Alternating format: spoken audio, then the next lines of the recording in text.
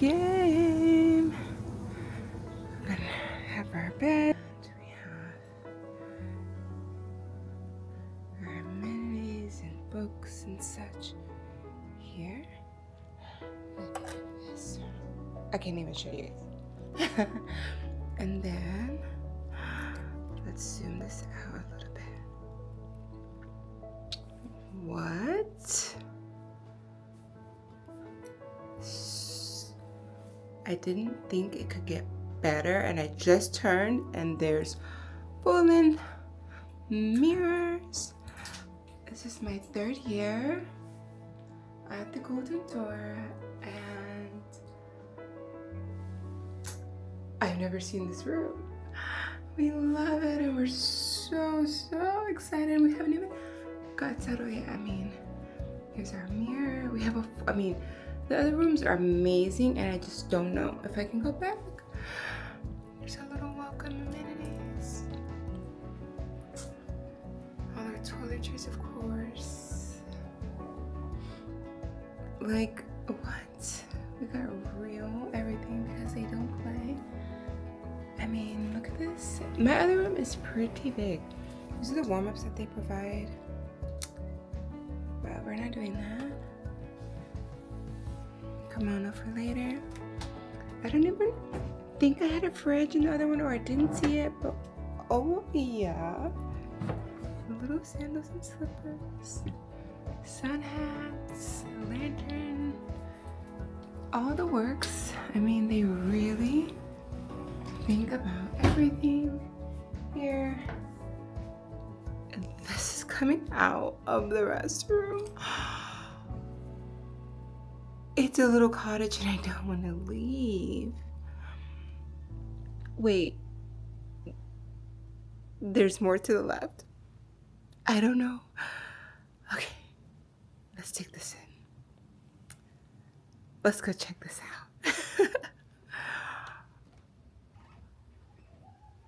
Oh,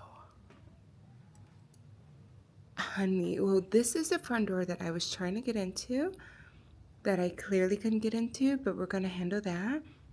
We have a writing desk here. Our living room, like a sofa. I'm used to the chair that's out there, but we have a full sitting room. Like, they were not kidding when they said a villa. And of course, the prayer. I'm saying prayer circle, but this is where I meditate and pray. In each room we have one. This one seems to be a bit wider this way, and just obviously much more space since it's separated from your living space. I'm going to make some Japanese flowers, ikebana, while I'm here and place them there. I'm really going to max out here.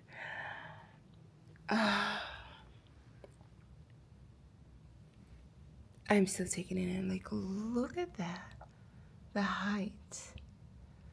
The space. Like, we're already in nature and have so much openness.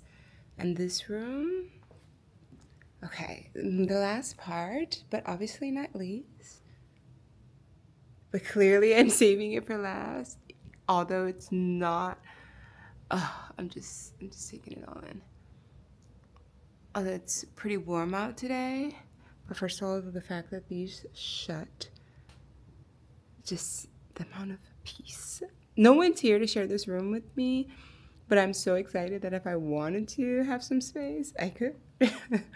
So here we go, where we'll have some breakfast. Well, with that patio outside, or that porch, that deck, we will definitely be eating out there. But just in case, this is our little dining area. They're letting us know what's going on for the week. This is our welcome. A little welcome plate has some dates and nuts and ginger, which I have some of these at home. A whole bunch that I just ate. The fruit that's grown here in the garden. Mineral water. Of course, a little welcome note for what's going on. And again, last but not least, I saw this in one of the photos and I was like, oh my god, this must be the villa because I've never seen a fireplace in our room. And this is the villa. I'm gonna ask these guys how to turn this on. If it does turn on, it has a little remote. And I only say that because it's California and wildfires be crazy out here. But like, what? Let's step over here in this little corner and just like, please.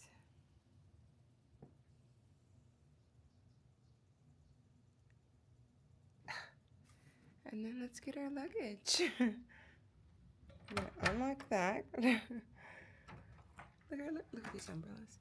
A little parasol. I mean, come on. The Japanese vibe here. I cannot wait to go to Kyoto. And so then we step out of our door. I have this little pathway. Here's my luggage that they left.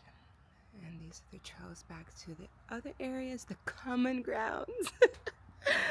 Ah, wow, I'm so grateful, so blessed. I didn't even want to unpack yet. I'm taking it all in. What is this? This bell? Oh, my little key. Take this in here.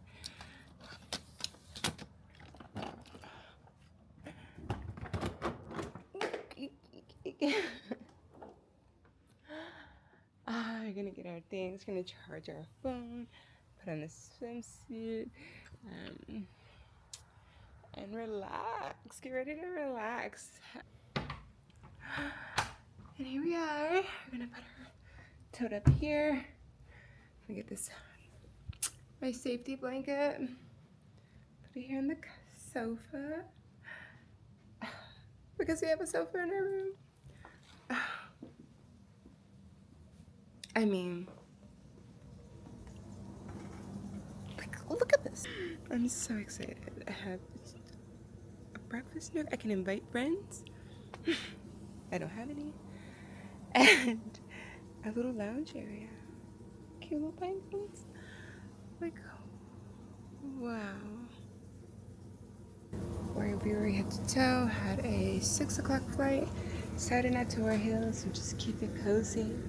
Fiore. Hookah shoes. But now, although I've been so excited to turn this on, I'm a little hungry, I'm a little hot, a little dehydrated. I need to quench my thirst. And so before I get into all of that, collect myself, center myself, welcome myself here. I'm so excited for this villa. I hope I make friends so someone can come hang out with me here. It's like, I want to share it. But I'm also so grateful to have it all alone. Starts at 4. A little snacky hour, so I have a little time. And this is like one of my favorite things here is to turn off your phone.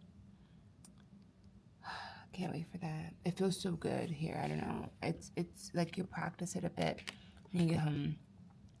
But somehow that phone it has made its way back to my bed. So I'm excited to do this. And I think this is a charging port.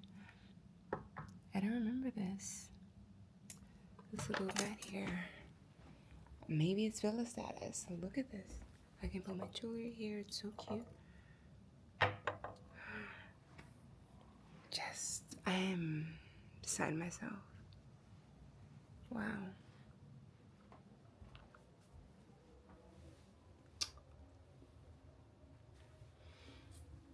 Annual Golden Door 2025. You are doing it for me. Oh, we better shut the door because that's a fly, and that's not gonna fly. Bye. As the girls say, I'm running late and gotta go, but had to do a quick little just gonna hang out at the pool. I'm joining the girls kind of later, really for dinner, not for the orientation walk. I've already had a cry. So welcome to Golden Tour, where you cried on your first day. So just freshen up, makeup just a bit. It looks kind of yellow in here because it hasn't oxidized, but here we go. We have our little sun hat on. Really cute. Let's put it down real quick. Alright, we're gonna go sit at the pool, get in the hot tub, whatever it is, write, read, jam to music until it's time for dinner and the real meet greet. Ciao. And we did a little pool time and the hot tub. And we're back. I'm gonna take this hat off. We're gonna touch up our sweaty makeup. And we're gonna really get comfortable in this place. Like, this villa is everything. So we have a hike in the morning. Day 1, Golden Tour. It's everything.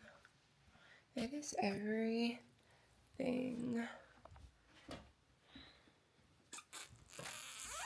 Okay, girl. Gotta break through the shyness. Go to the laundry. Put in the little bag for later. Actually, I want to do it right now, just in case they come by for turn down service. So they give us these little.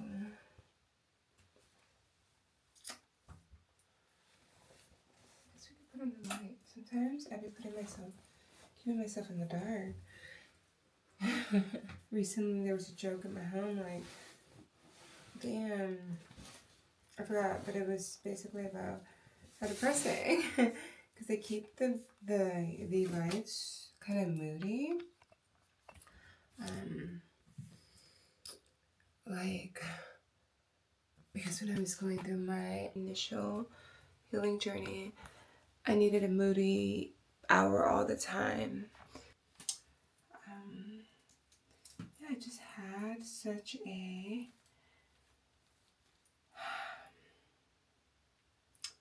moody vibe all the time. I couldn't, I wanted the lights to be low, wanted the mood to be set, to tell my body to wind down. But we kind of moved past that, and it's really interesting how I get stuck and like those things that I'm doing to better myself. It's like once they're working, it's like, great, what's next? Like, you can do that now in rotation, so you don't need it to be that way. Like, you can handle a different environment or a different way now. I kind of don't want to go with this makeup on, but I also feel like if I take it off, I'm going to hate that for myself. So we're just gonna try to patch it up and not sweat. Getting dressed for dinner, I could feel the heat rising in my body. Not warmth, overheating, movements becoming quicker, less intentional. I kept adjusting small things, jewelry, sleeves, hair, without realizing I was trying to soothe something underneath. At the time, I thought I was just running behind, but looking back, it was angst moving through me. The body knew before I did. There's a particular feeling when nervousness disguises itself as urgency. Everything begins speeding up. The mind narrows. The body rushes ahead of the moment. And instead of pausing, I kept going. That's what I'm learning to notice now. Not just my thoughts, but my temperature, my pacing, the way my hands move when something unsettles me. Awareness doesn't always arrive immediately. Sometimes it comes afterward, so, quietly revealing what was there all along. Your dress for dinner. very Japanese here, you guys. So here is our guard.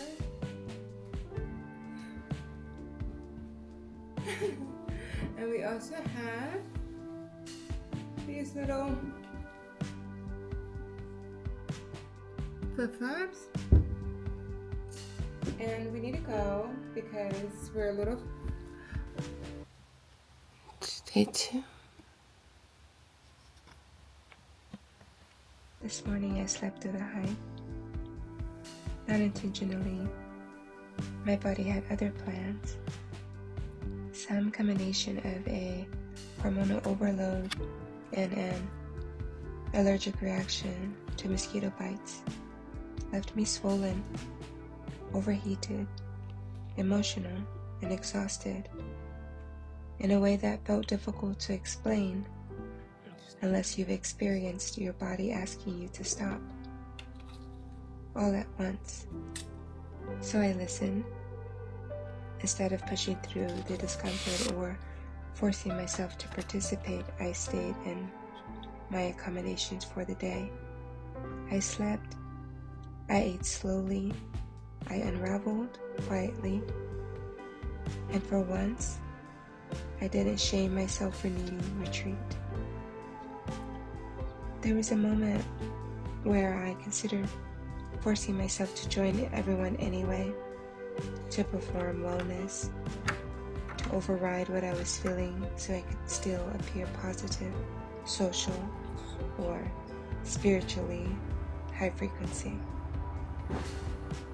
But the truth is, I wasn't grounded, and I'm learning that there's nothing spiritual about abandoning yourself to maintain an image. So I stayed back, not to isolate dramatically, but to care for my energy, honestly, to avoid spilling irritability,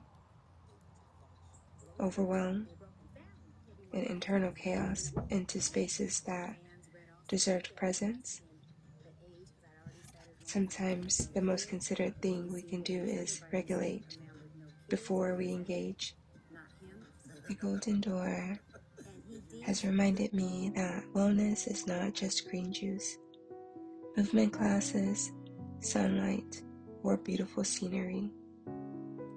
It's awareness. It's noticing when your body is carrying too much. It's understanding that your emotions affect your perception, your reactions, your pace, and the way you move through other people. And this week, my body made sure I understood that clearly. Being physically inflamed while emotionally heightened forced me to tighten my grip on what was real, on my intentions, my reality, the life I'm consciously trying to build. I realize how important grounding has become for me, not as an aesthetic, not as a personality trait, but as maintenance, as devotion. Grounding looked like drinking water slowly, eating nourishing food, allowing rest without negotiation. Simple things, but simple things restore us. There's a version of wellness that performs beautifully in public, and then there's a quieter version, the version where you recognize you are dysregulated and choose tenderness instead of punishment. That version feels more honest to me now, more sustainable too. By the end of the day, the swelling softened. My emotions softened too. Not because I forced myself into a better mood, but because I stopped resisting what my body was asking for. Sometimes healing isn't found in doing more, sometimes is found in finally becoming still enough to hear yourself clearly.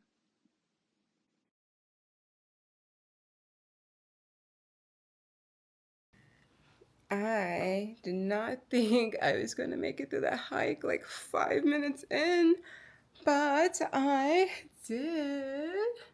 5 mile hike done. I think it's about 7 o'clock in the morning. We got started at 5:45, so about 2 hours. Can't wait to check my Oura ring and see my stats. But let's see here. And here's our breakfast. A yogurt parfait. I was feeling unwell and not having much of an appetite, so that's all I have. And some coffee and tea. But I have a turkey and cheese sandwich from the airport in the fridge that I will have if I'm so hungry. But yeah, we did it. First things first, coffee. Let's pour some. So our lunch options. So dinner. I think I'm gonna have that Keurig. We don't know. And then our breakfast for tomorrow.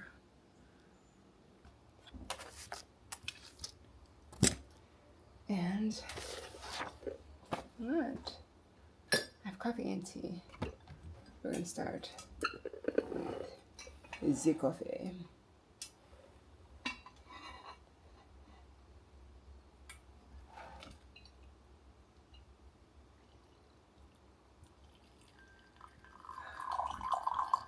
Hear that? Oh yeah, baby. I've had coffee, anything this morning. I had some orange slices on the hike. I wish I brought my camera. I think I will for tomorrow's hike because I hear it's really beautiful. So you guys can see it. I hardly even took photos with my phone because I was having such a wonderful conversation with one of the shepherds, and we were just sharing so much, and I'm trying not to be upset with myself about being vulnerable or transparent. Like, it's not really a vulnerability to be transparent, and I think that could possibly help me with my emotions when I'm crying about or feeling like I'm going to cry because I'm sharing something so heavy for me. Um, mm, that's good stuff. Yeah. Speaking of, I think the last time I picked up this camera, I was crying after my welcome dinner here. And the following day, these ladies really leaned into me. I ended up getting like a standing ovation after sharing why I came to the Golden Door this week. I mean, obviously it's an annual thing, but what I was bringing with me, my intentions, and they're already setting forth just the writing and accepting this untethered soul or untetheredness that I'm doing with my child, just understanding the whole deal. And I mean, these women, I thought, oh, there's not anyone I probably could relate to. You know, you do it looks wise. And they have just really mothered me. And I am trying to listen more than I speak, you know, because I want to be so understood. But I think if I close my mouth and open my ears and heart a bit more, I can understand myself. And maybe that is what I'm looking for, really, is to be content with who I am and where I am, and not always be pushing towards the end. I'm looking forward to the end. Like, you can push towards something, but waiting for the end to show up. Like, this is who I am today, and a lot of people love me like I am, and God loves me like I am, and I need to show that I love me like I am. I need to lead by example that way. So following that, I remember picking up the camera and being kind of heartbroken. I was annoyed with the mosquito bites and the itchiness and all that, but I'm pretty sure that was just onset by my anxiousness from opening up the way I did and crying and thinking that I didn't communicate effectively. But I think I did. I think my feelings show that I'm hurting in some ways, and that I'm uncomfortable by that hurt. And I think that's enough to have someone pour into you. They don't have to know your whole life story or understand you and this like completeness to love you. And that is what I'm gathering here. I'm just by day 2, which is really like your full day 1, but by day 2 yesterday, these women were looking for me. I was sleeping a lot because I took the Benadryl for the allergies. And they were like, I want to find her. I want to pour into her. I don't want to overwhelm you if you're going through something, but I want to share with you that I've gone through this, that I understand you.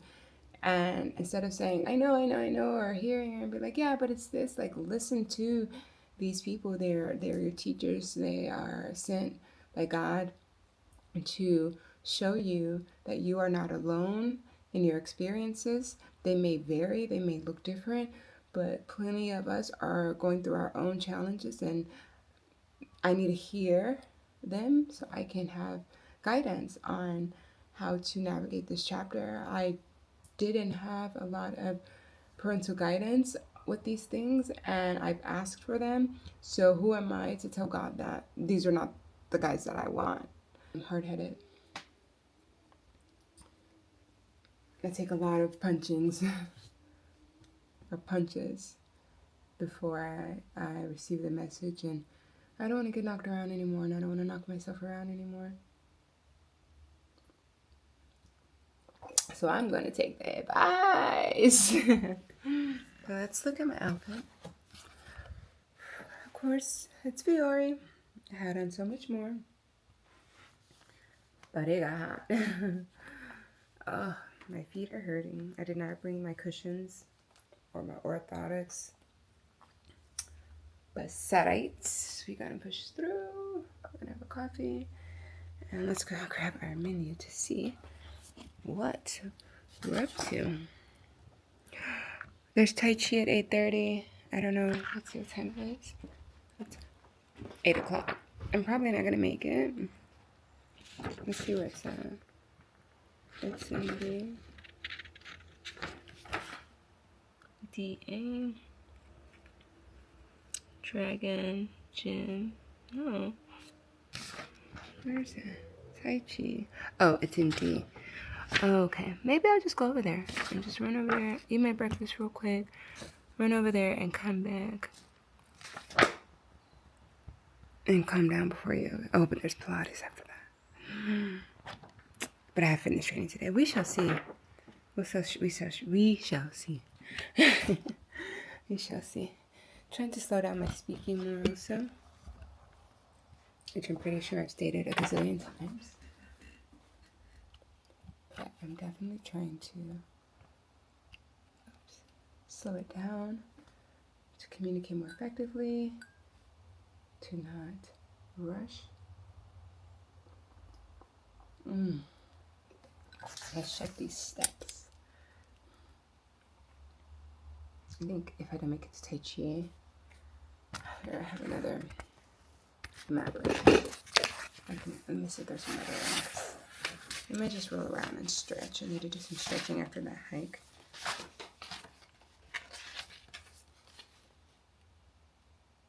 Okay, there's Tai Chi 2 more days. So I think I'm going to do them.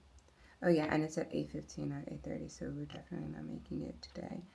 But another day. Maybe we'll get to Pilates mat at 9 o'clock.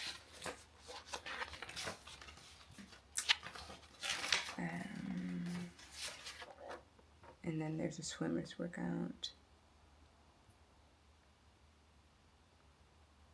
I have my fitness training. We shall see. It's like you have so much to do here and you want to do it all because it's included and you want to try them. but then you don't want to overdo it also.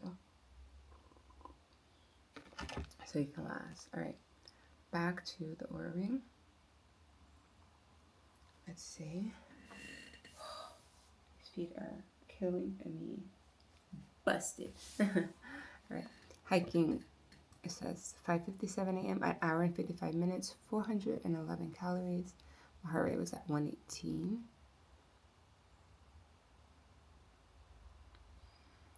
Let's see.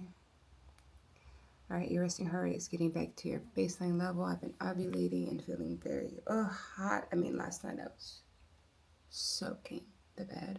I soaked my massage stuff up too. Like, it's been insane.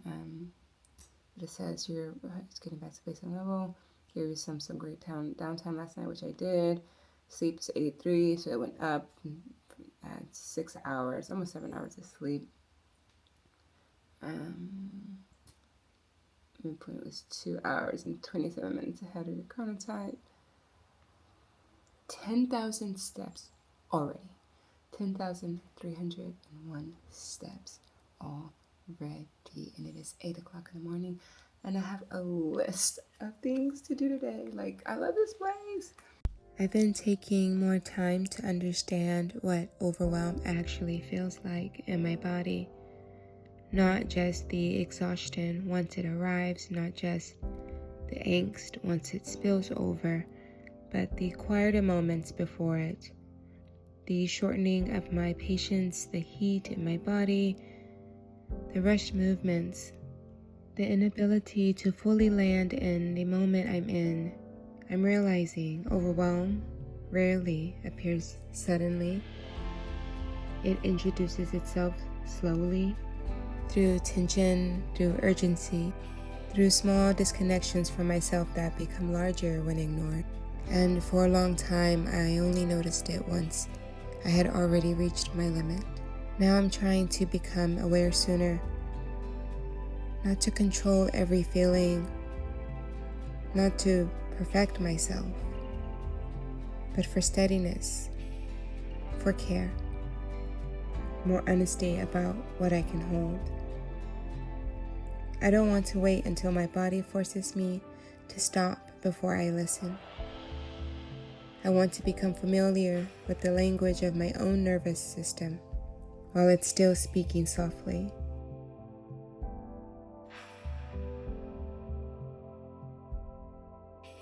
I've noticed I become more at ease when I become a little more carefree, a little less judgmental.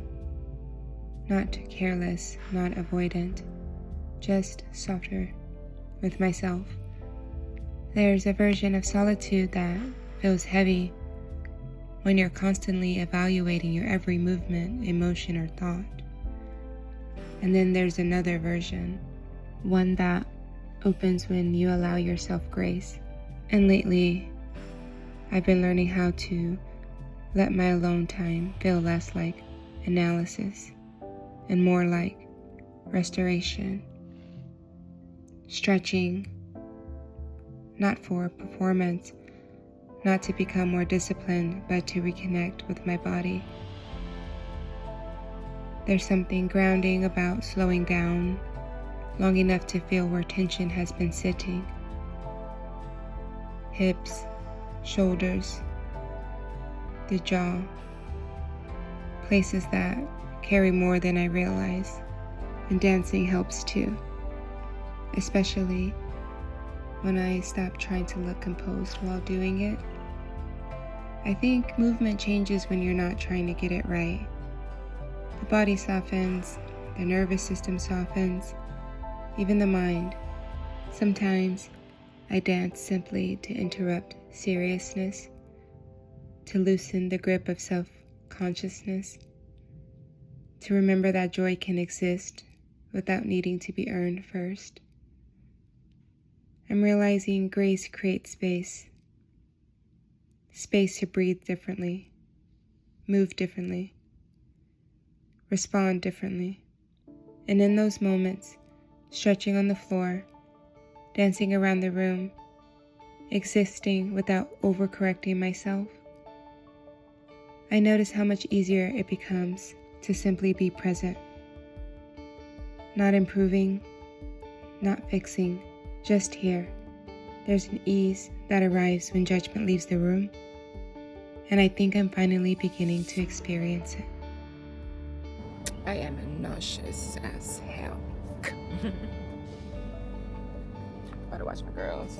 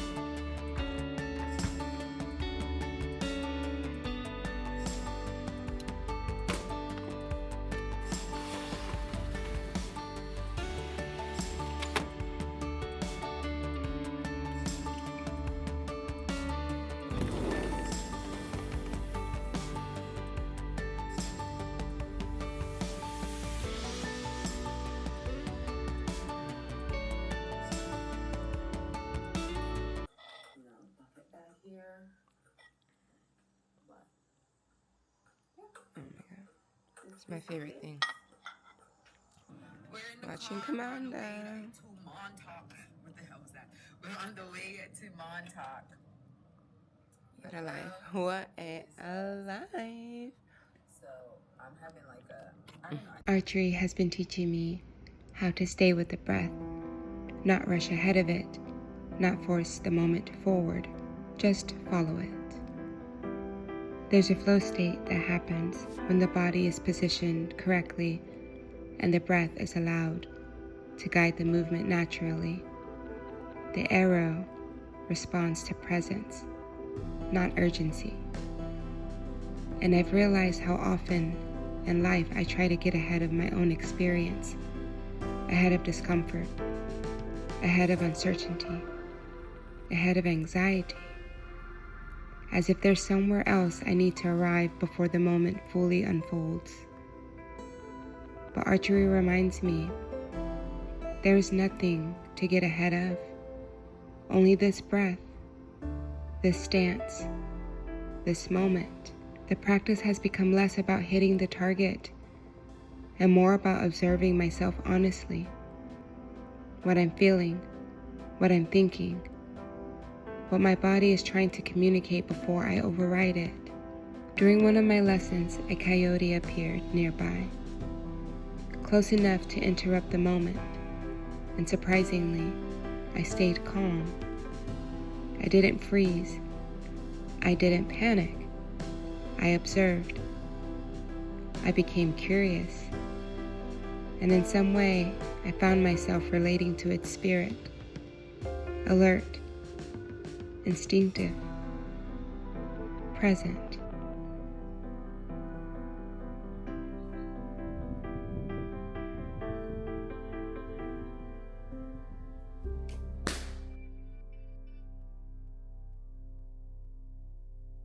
That moment taught me something important.